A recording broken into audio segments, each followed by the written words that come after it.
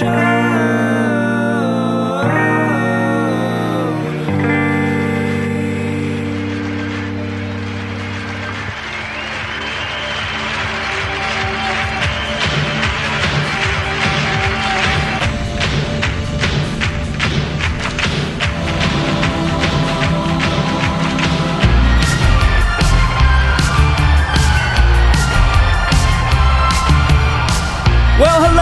everybody. Welcome to another installment of Show to Be with Mike G, the show of life, the show of Tiki, Alabama, serial killers, Duran Duran, and so much more with today's guest, KPB. That's right, Kimberly Patton-Bragg of Latitude 29 in New Orleans. She was recently in town in Dallas, Texas, talking and teaching for Bar Institute. We get to sit down the next morning, sip a little bit of Fernet, and talk about life, talk about acting, talk about her husband being a screenwriter, her interest in music, and ultimately why Tiki is the least pretentious genre of cocktail making there has ever been. So without further ado, I hope you guys enjoy this great chat with Kimberly Patton-Bragg of Latitude 29.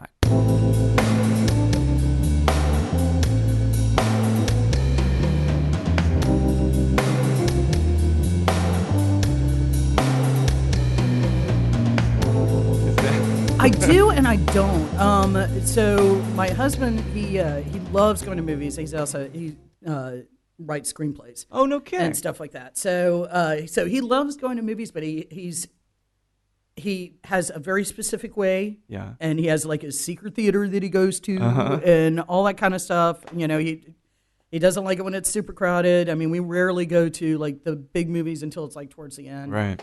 Just because people's behavior in theaters is suck. So bad. Yeah. It's so bad.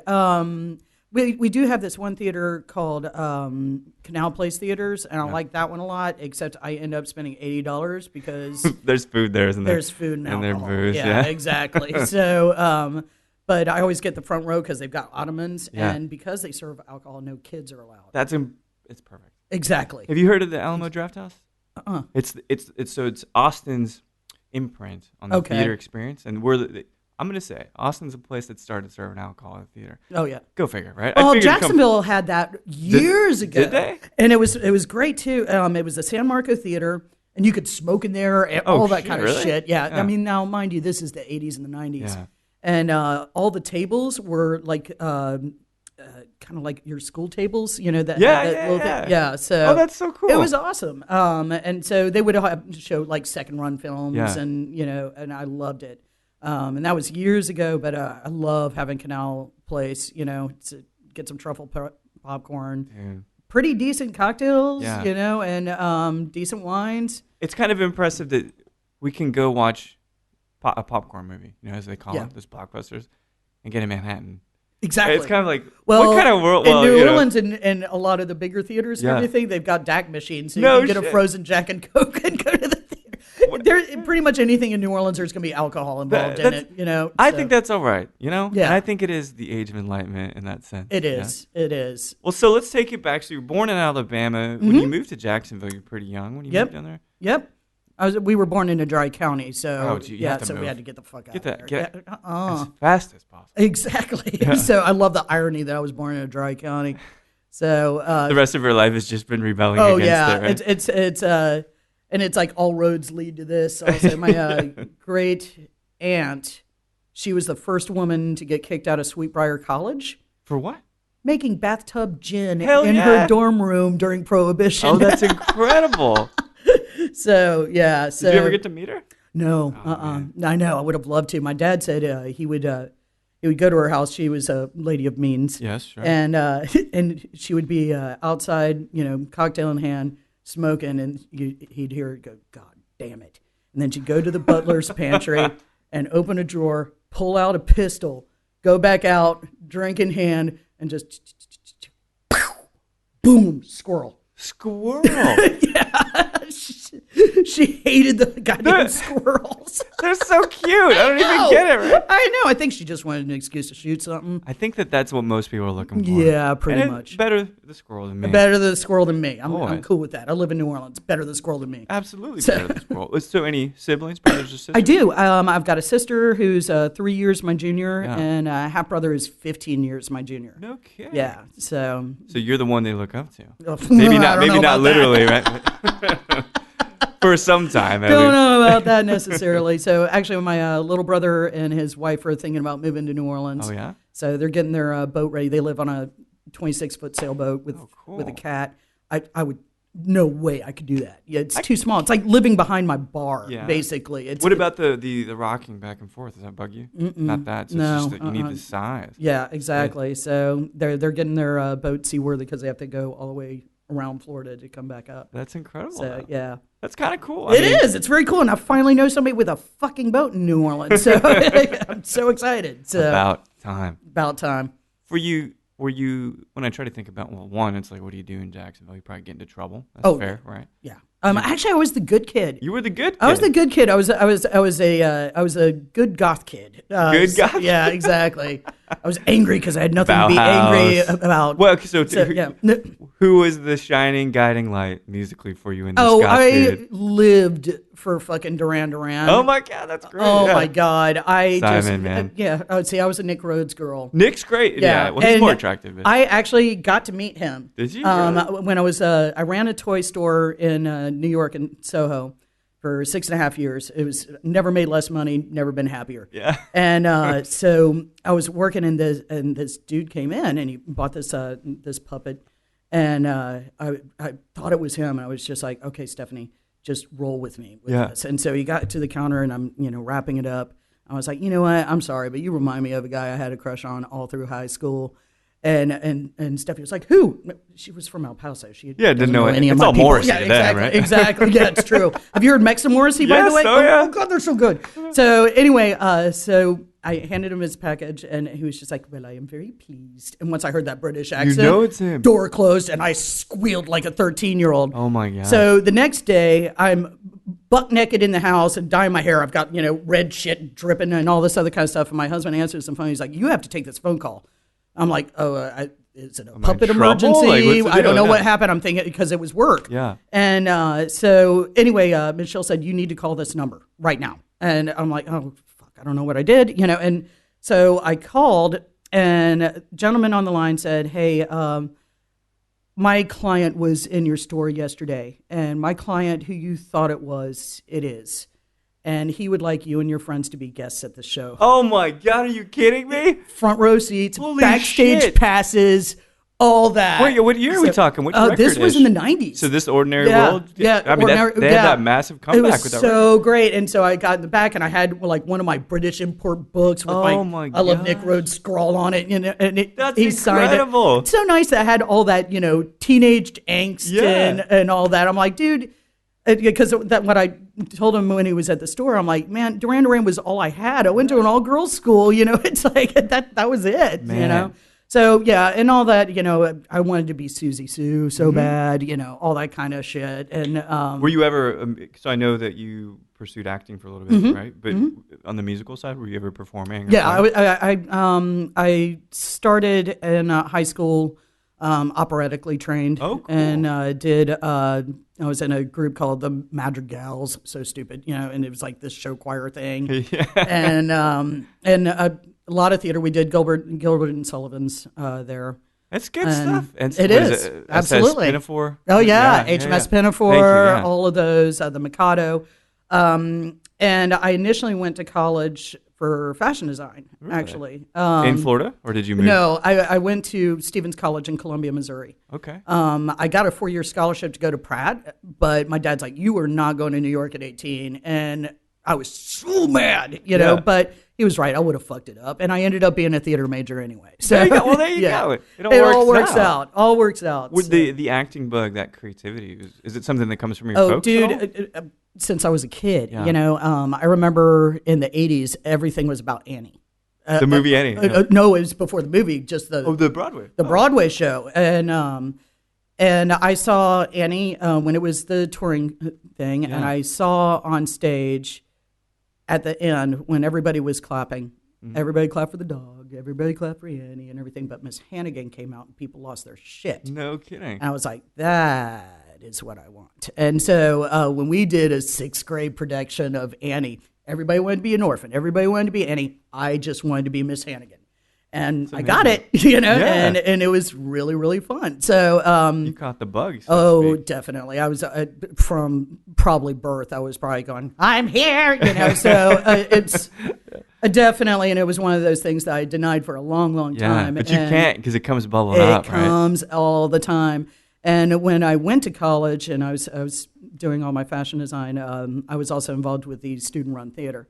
And the gentleman who ended up being my mentor, he totally, every time he saw me, he's like, you're going to be a theater major. You're going to be a theater major. I'm like, nah, I want a real job. Ha, ha, ha.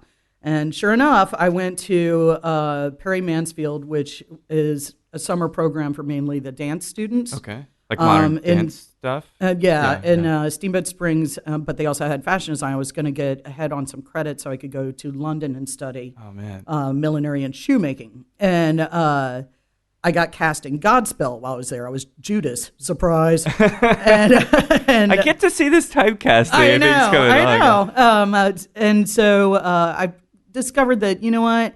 I fucking hate to sew. Yeah. And I really like the process of theater more than anything else. Yeah. And so sure enough, on the plane back to college, who am I sitting next to? Mister, you're going to be a theater major. Oh, I'm my like, God, are you kidding damn it, me? I got the whole, I told you so for like 2 hours. The universe is not against you, for you, right? Well, Truly. so at that point, because I love film. I never was an actor, probably for the best. I'm not egotistical enough. Well, I am. Yeah. I was in one movie, and I decided to do it only because I wasn't experienced in film. I was only in musical theater and all that other kind of stuff, and I figured this movie sucks, and so nobody's going to see it, and I'll get experience. And oh my God! Please tell me that it was actually seen by so many people. No, okay, it wasn't. No, not at all. It's enough to be on IMDb, and that's about it. And it was called Addiction, and it was like some horror movie or something. Once I saw myself on the screen, I was like, "Oh, holy shit, that's awful!" Really? Oh my God. Because I'm so naturally animated anyway, and you're so used to emoting from stage. When you're this and your face is this big on a screen, it shows. It's all exposed. Everything. Yeah. I'm like, I should probably take some film classes before I do that again. So did you?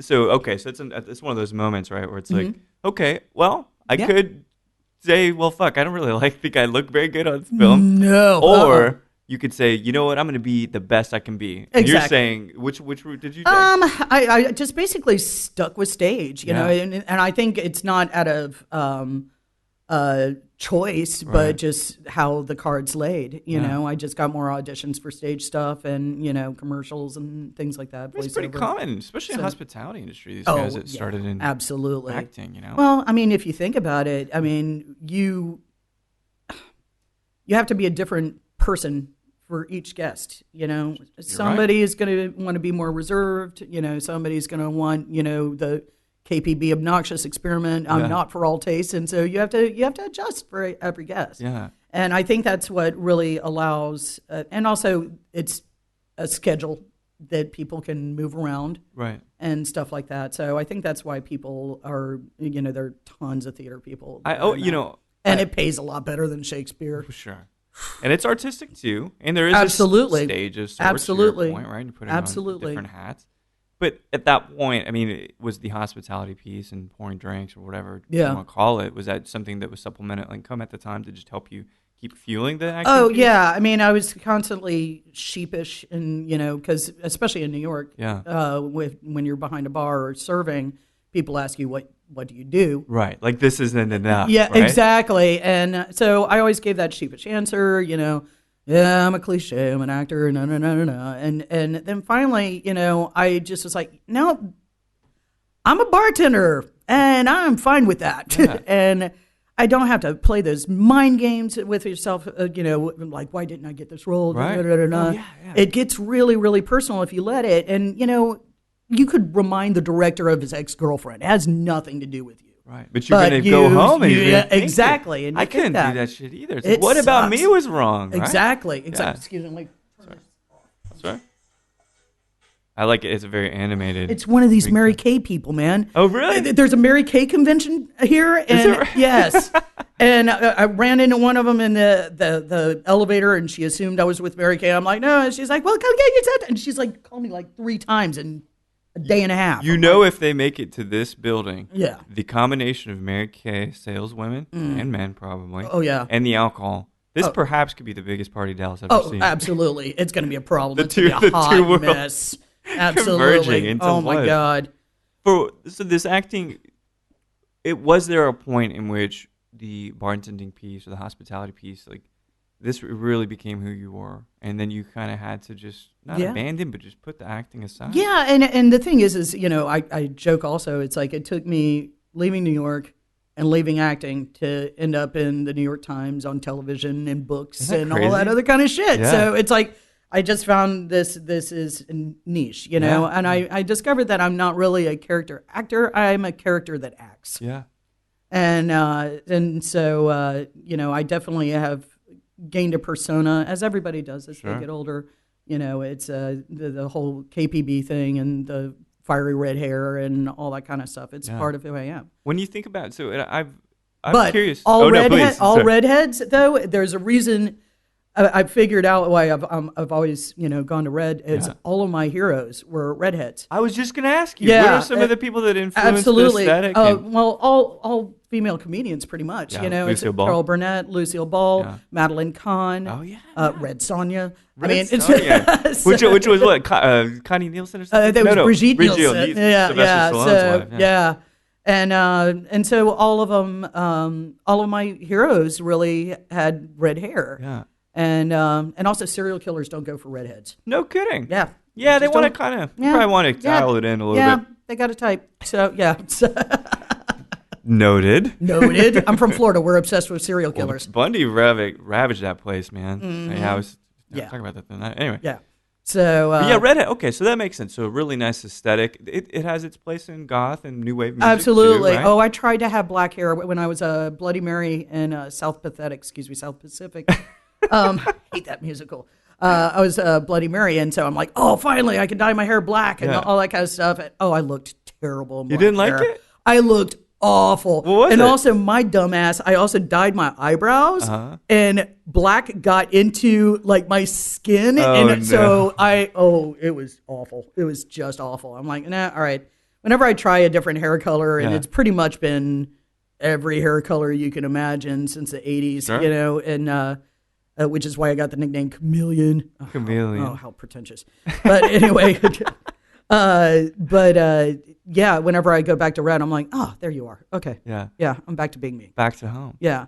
I'm trying to think of the most notable like musician that's got red hair. One of the backup singers for B-52s does, right? Yeah. I can't remember her name regrettably. And then Shirley Manson from Garbage. Yeah, Shirley Manson, definitely. Those are some great ones, yeah, right? absolutely. L7, I'm sure many Oh, times. I'm sure. Yeah, absolutely.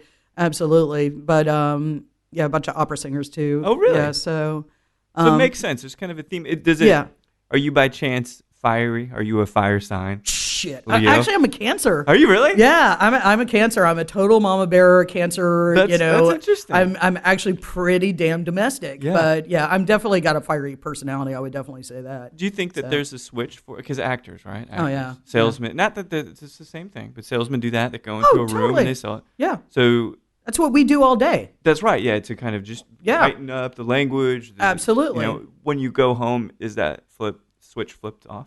A little bit. My husband and I like to make each other laugh a lot. Yeah. We both met doing stand-up. So you did stand-up. I did stand-up. I did improv. I did all that kind of stuff. So there's always that humor. But I like to listen to French music and cook and hang out with my husband and the cat. And that's that doesn't sound so bad. I love Air. I love Serge Gainsbourg. I love Serge Gainsbourg. Yeah, we went to his grave when we went to Paris.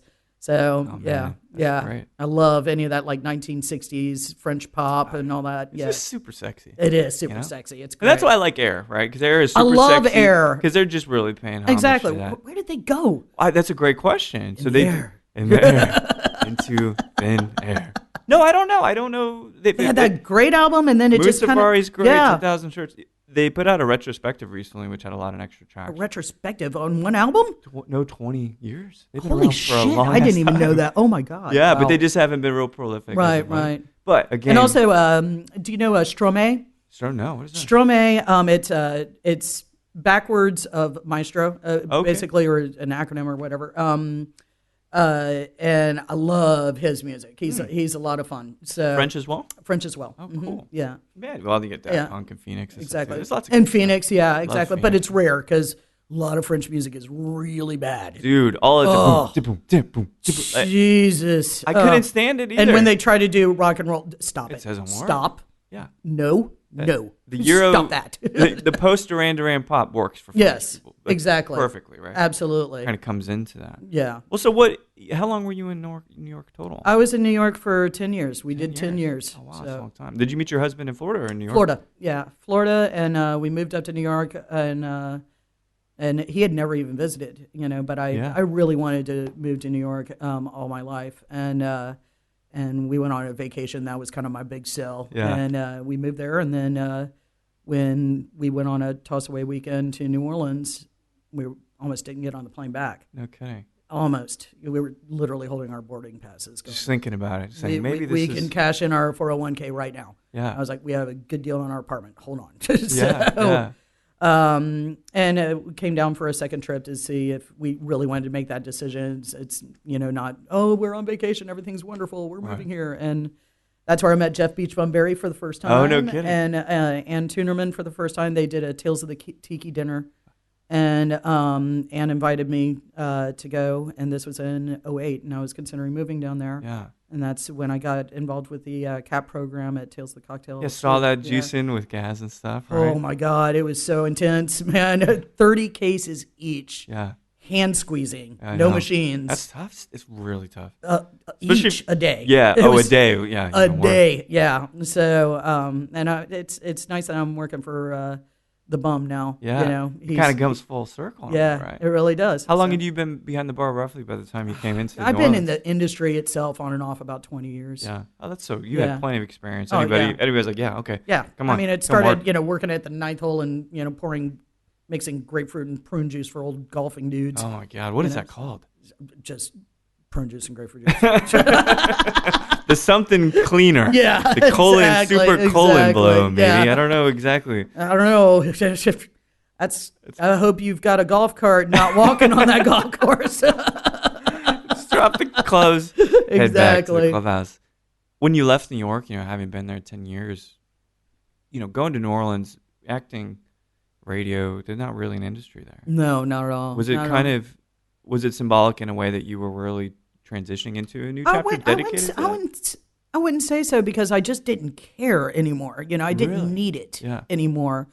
And luckily, New Orleans has its own character. New York screws you in a way that there's no going back to Jacksonville, Florida, or Oh, I see what you're saying. all that kind of stuff. Yeah. But New York also fools you into this false thing that if you leave New York, you failed somehow. Right. And- That's what cults say. Yeah, You know that? yeah. You leave here, you're betraying your family. Your family. Yeah, it's rubbish. Exactly, it is. It's absolute rubbish. But luckily, New Orleans has its own uniqueness. Yeah. And New York for me was losing its uniqueness. What? There's an Old Navy in Soho. Who the fuck cares? Got it, right, right. Getting sanitized? Very much so. And it just wasn't worth the money anymore. And also, 10 years is a good run. Yeah, that's great. It was a good run. I still love New York. I love my New York people and all that kind of stuff. And it's still an exciting city. It was just time to move. Yeah, time to move and try something different. The cocktail piece and kind of the imagination and the scene that reemerged really because of New York. Were you catching wind of that there? Yeah. Because that's when it first was like right when it was starting. starting to happen, Yeah. I was working at Blue Smoke and Jazz Standard, and then and that's when it started exploding. Yeah. And with Flatiron Lounge and Pegu Club and all those really terrific places, employees only. Yeah. All those. And that's when I started really getting into it. We had a MySpace page with two other friends called I the remember Broad that. Palette. Get it? We're broads. Yeah. It was so stupid. But we were really into it and learning. It's like and that was God.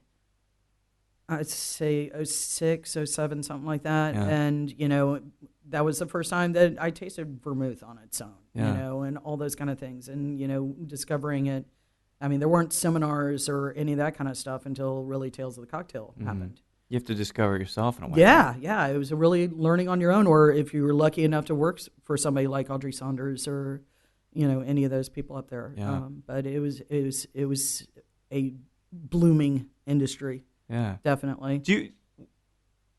Booze is an interesting thing in a couple of ways, right? Yeah. So booze, it makes you feel good. Yes. So that's good. Right? Yeah. That could be shitty booze, bad booze. Yeah, Great absolutely. booze, doesn't matter.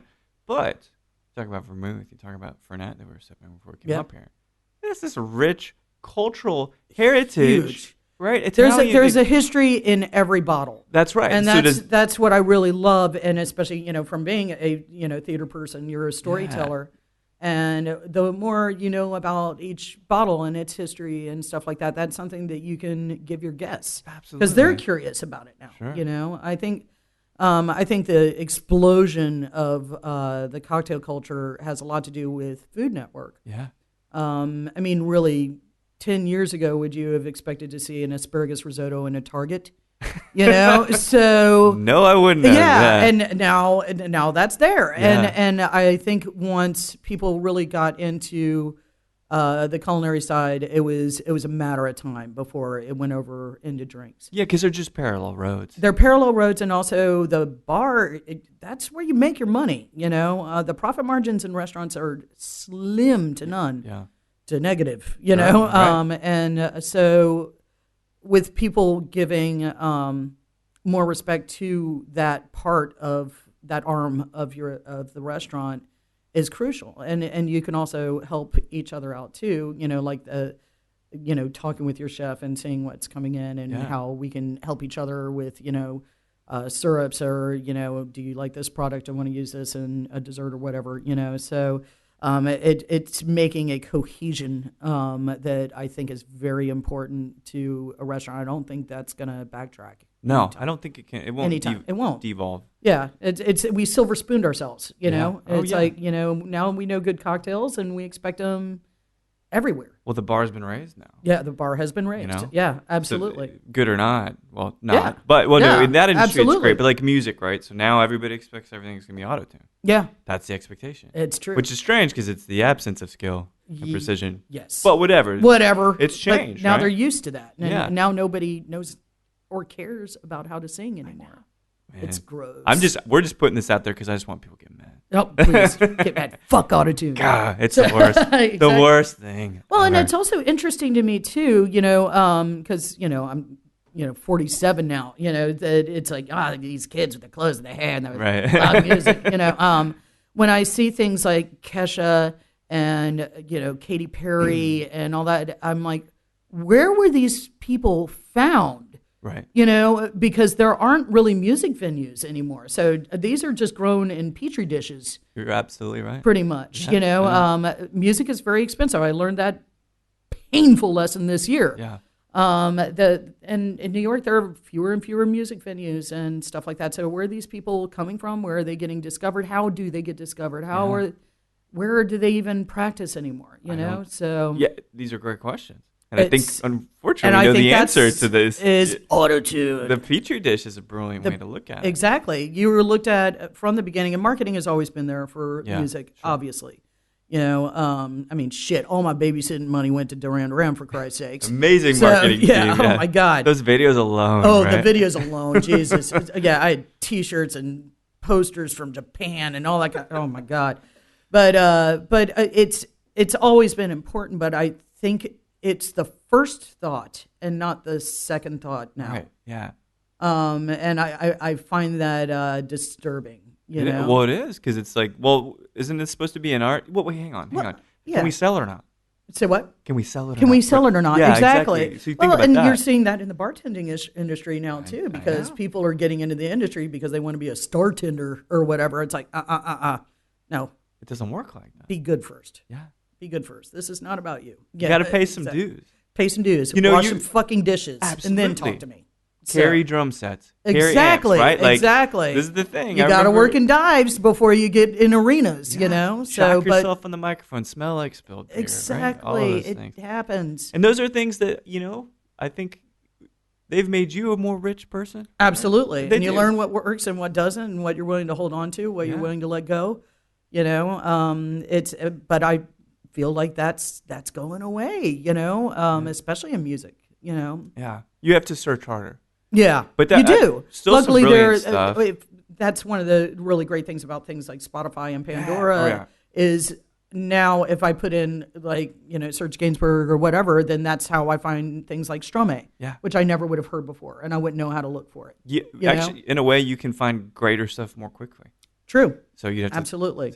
I'm sure we've both been to a lot of shitty shows. Why am I sitting through this show? Why am I doing this to myself? Help me, please. Yeah, exactly. Well, it's an interesting question. I hadn't thought about this, and I wasn't able to find any connection between you and a brand per se.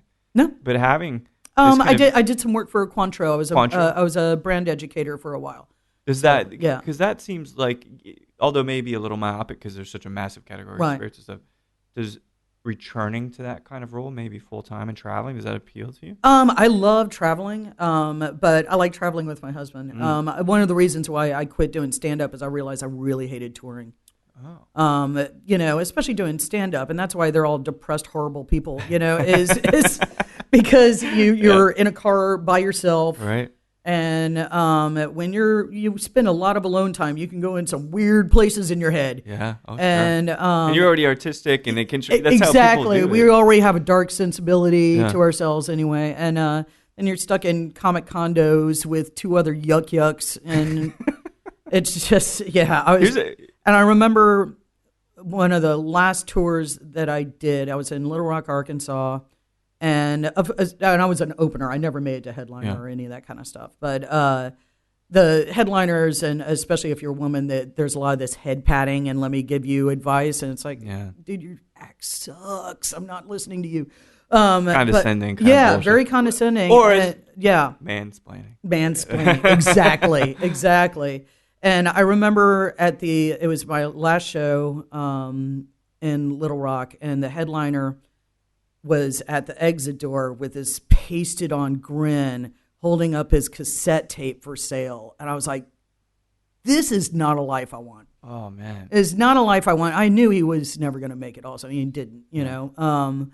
But it's just like that's just a sad life. And I like working with other people better, So that's why I really preferred theater, because it's more familial and there's a back and forth and all that kind of stuff. I have no regrets. I think everyone should try to do stand-up just Oh, man. I had a friend ask me the other day. I said, it's not easy, is it? It's not. It's like, You're nope. naked up there. Sometimes it's there. awesome. Sometimes it's fucking terrible. Terrible and painful. Yeah.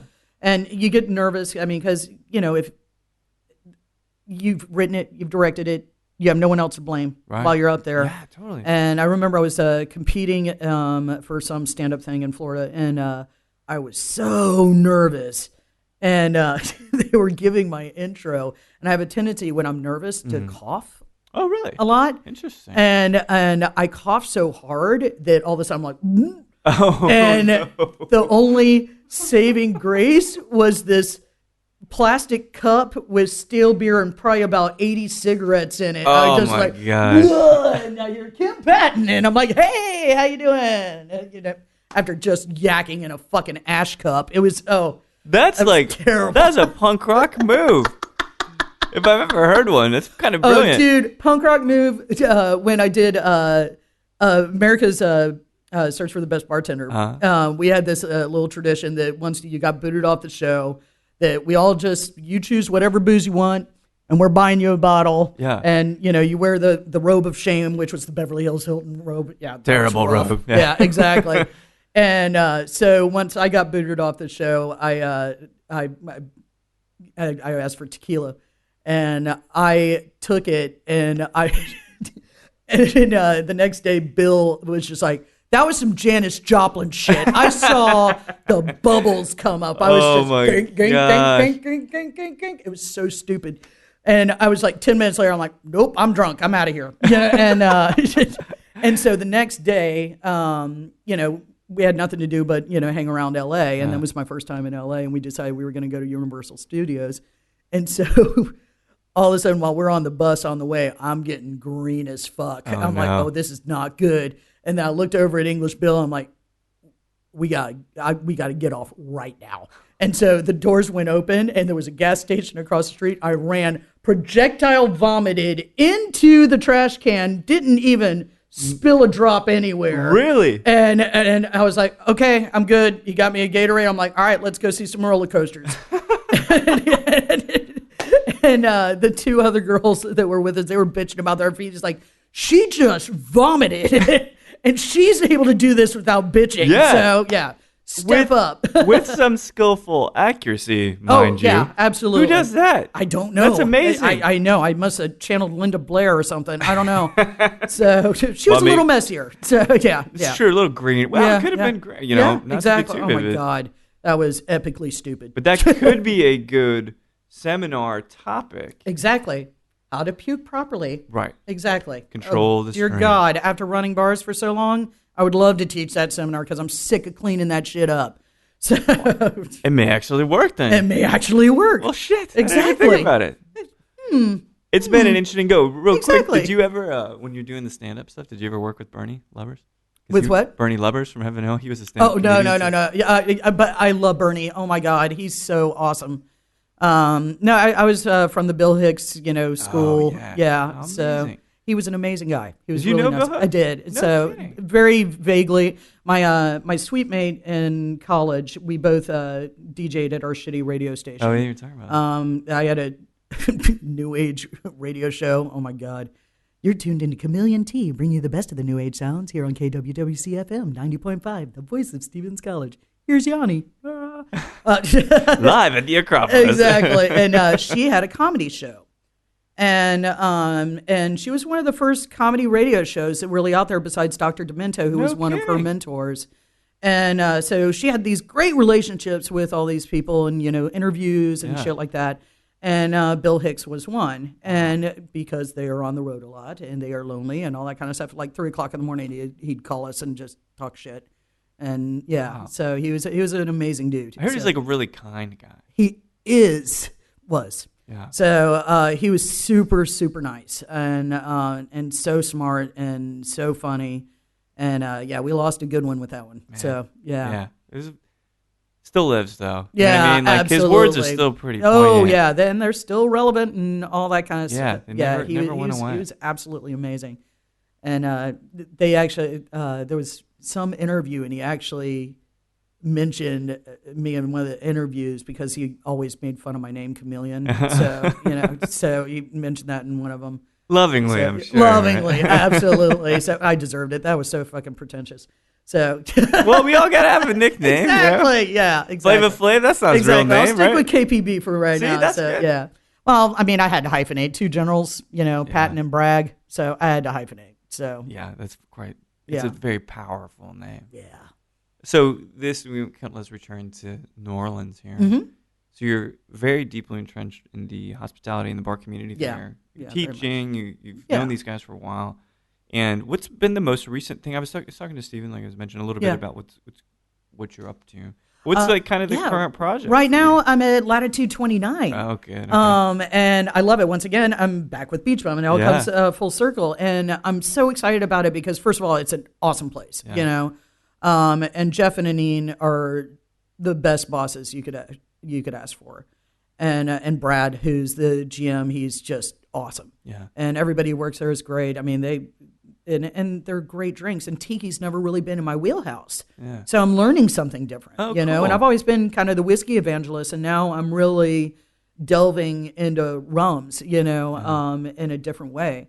And I'm totally loving that Old Dog is learning some new tricks. That's great. I love it. I absolutely love it. And and I get to walk to work again. Oh, is it that close? Yeah. I live in the quarter, and it's in the quarter. Oh, so that's perfect. Then. So I get to walk to work, and I'm back downtown where I belong, and it's great. Rum makes people happy. Rum makes people happy. I don't know why. Well, I do know why. Yeah. But there's other things I don't know. Yeah. Why it makes people happy. But Tiki is one of the greatest things ever. Yeah, it's awesome. Because Tiki has a sense of humor. Yes. It does. Has a big sense of humor about it. I mean, Tiki is all fake. It's all made up shit. Yes, that's right. Yeah. Rumaki isn't really a word, So and so with the garnishes and the music and the kitsch and all that, it's It's fun. Yeah. You know, you don't see people crying in their pina colada. You know, there's no crying on a jet ski. Right. You know, well, unless you're Kenny Powers. But He had a lot to lose. yeah, right? he had a lot to lose. Poor Kenny. But Tiki it's fantasy. It's fun. Yeah. You know, it takes you to a warmer place. I never thought about how playful. Yeah, it is. It's childlike for an adult. It is. You know, absolutely. it's like Disney World for an adult. You see like a rum barrel come across, and it's got the umbrellas and monkeys and all this other kind of shit. If you're in a bad mood, getting that drink, get the fuck out of here. How could you be? Yeah. Exactly, and it's a great drink. You know. And also, they're not super sweet drinks. You know, people always think, I don't want anything too sweet. It's like, man, calm down. Just deal with it. We work on a balance here, Right? You know, and they're complex. They're really complex, Absolutely. and that's what I really love about learning all this too. Is you don't really blend two bourbons or two gins together, but you blend different rums together. Yeah. And so there's a science and a skill and all that I'm really looking forward to learning more and more about. It is cool. You're right. They're with gins are multi-noted, right? So they're polyphonic. It's kind of the musical word. So you mix it, it kind of becomes cacophonous. Yeah, but exactly. Rum, despite how rich it is kind of monophonic. Yeah. It's the most powerful single note you ever had. It really is. And you combine two of them, and there's just worlds of difference in it. Yeah, so that's a brilliant way to look at it. Yeah.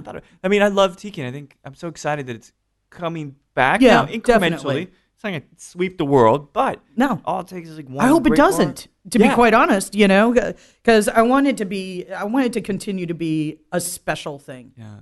And I think if it becomes like a thing, then it implodes, just like any other trend. Totally. You mentioned you were in Paris, kind of, maybe recently. I'm a total Francophile, so yeah. Loved Paris. I wrote in Normandy. And did you go to Dirty Dick? No, I didn't. Oh my God. I know. Well, if I knew then, so my husband and I went there when that was our honeymoon. Yeah. Okay. Yeah. Okay. And I've been to France multiple times since then, but we got married in front of the Wonder Wheel at Coney Island. Oh, cool. Because of the movie The Warriors. Oh, no shit. Yeah, that was our bonding moment when we met. Kidding. And so our running joke is one day we will ride the Wonder Wheel, and then we moved to New York and we're able to, do that. And so we got married in front of the Wonder Wheel, and all our friends didn't even tell us, but they all showed up dressed as the holidays of the year. Oh so gosh. I was processed down the boardwalk by a guy in a pink bunny outfit and an Indian chief outfit. I had a flower man, one of my directors, this fabulous gay man, tossing flowers everywhere. My boss at the toy store, he married us, and then we, I just had tulips from the bodega. Yeah. And actually, as I was walking, they didn't tell me that they moved the wedding because there was like some weird gorilla monkey thing that was making too much noise. So they didn't tell me. And so as I'm walking down to where we're supposed to meet and all that kind of stuff, I just hear, I must take a shot with the bride. And it's like one of those Greek hot dog stands and everything. And, huge shot of ouzo. I'm taking a huge shot. And then I look over, family. I'm like, guess I'm ready to get married now. Well, even more than before, I'm sure. And we had our honeymoon in the Sideshow Freak Museum. Oh, man. And we had Krispy Kremes as our cake and Coney Island hot dogs. See, that's awesome, though. Yeah, we spent like $500 on our entire wedding. But it's all you and know? It was fun. And our friends helped create a great moment. And we registered our honeymoon, so we were able to spend 18 days in France. That's amazing. It's like, I don't need a fucking crock pot. I have a tiny apartment in Brooklyn. What am I going to do with that? Yeah, totally. Exactly. Register your honeymoon. Let's do that. Let's take it to the road. Yeah, people. and it was great. It was wonderful. If the Tiki, it's where Tiki has this European flair. Dude, it's such a cool I spot. definitely need to go to Dirty Dick's. And I'm really hoping my buddy Joe Boley, who I met at Cane Camp a couple years ago. He's Is he own a place in Paris? He does. Right? He owns the Red House. Yeah, he was just in town. Yeah, he was Houston, just at Tails, and he was in town here, and then he came to Tails. And I adore him. He's my bud, and he does a crawfish boil every July 4th over there. And he's been trying to get me over there to work it, and just schedules haven't worked out. I'm going to make it work this year. It's going to happen. I think you will. Yeah. I think you will. Yeah. We've got a few more questions for you because I know we're both busy and we'll get to do some more drinking, sipping, talking, all this good absolutely. stuff. So how was the class this morning? paying Yeah. a nod to Tom Waits, apparently. Absolutely. Well, when you live in New Orleans, by law, you have to love Tom Waits, So it's just like whenever you see syllabuses and everything, it's like, make it a little bit more human. You get it. You totally right. And he is definitely a very human person. And there were a lot of the titles that made sense for some of the things that I was touching on. Yeah. And so it was a really great class, and I'm really proud and humbled that I was able to do it. What was kind of the main, like, now that you've had a nice, rich history and a massive experience in a lot of different areas, what's like, you have a few pillars that you communicate to younger folks and say, this is kind of... Absolutely. You have to be willing to be humble. Yeah. The dream that you have of your restaurant, you have to be able to let go of that a little bit because your guests are going to tell you what it is, not necessarily you. Yeah. Just being able to adjust, and also be kind. Your staff works really hard for you, and you have to work extra hard for them to gain that loyalty. Yeah. And let them, know that you're never going to ask them to do something that you're not willing to do yourself. And all that kind of stuff. And, making sure that the front of the house and the back of the house gets along. And, there's not that attitude. And bartenders and servers, it's like, don't get on your high horse because you're a bartender. They're just a server. There's no just a server. It's hard work. And they have tons of knowledge, too, a lot of times, It's a good thing. I mean, it's just kind of preaching the love and the kindness and just Absolutely. treating each other with respect. Exactly. Seems like that's pretty obvious. It's kind of like hospitality, but some people lose sight of that.